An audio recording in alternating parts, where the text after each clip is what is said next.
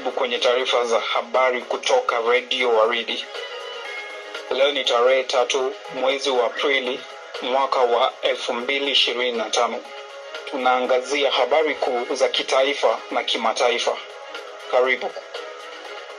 Gavana wa Nyeri, Mheshimiwa Mutahi Kahiga, amesema kuwa Rais William Ruto si tena kiongozi mkuu wa kisiasa wa eneo la Mlima Kenya. Akizungumza katika mkutano wa hadhara, Gavana Kahiga alidai kuwa Rais Ruto amepoteza uungwaji mkono kutokana na maamuzi aliyofanya hivi karibuni. Chama cha wanasheria wa Kenya, LSK, kimemkosoa Inspector General wa polisi, Douglas Kanja, kwa kuhudhuria mkutano wa kisiasa ulioongozwa na Rais Ruto huko Nyeri. LSK inasema hatua hiyo inahatarisha kutokuegemea kwa idara ya polisi. Aliyekuwa mbunge wa Lungalunga, Hatib Mwashetani, ameanza rasmi kazi yake kama mwenyekiti wa bodi la mamlaka ya kitaifa ya usafiri na usalama barabarani, almaarufu NTSA.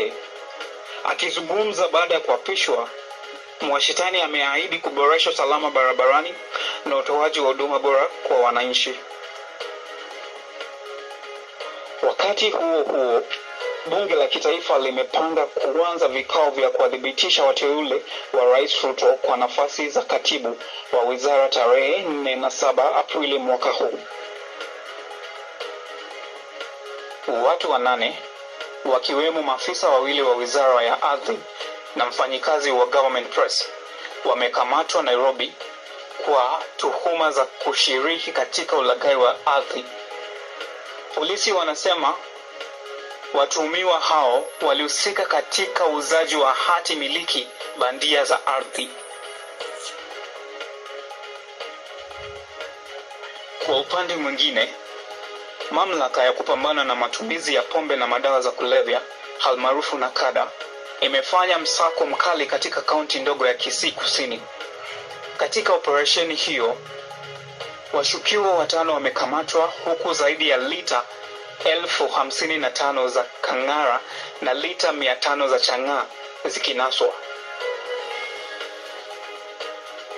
Serikali ya Kenya na wadau wa sekta ya utalii wamelaani taarifa potovu kuhusu tukio lililoripotiwa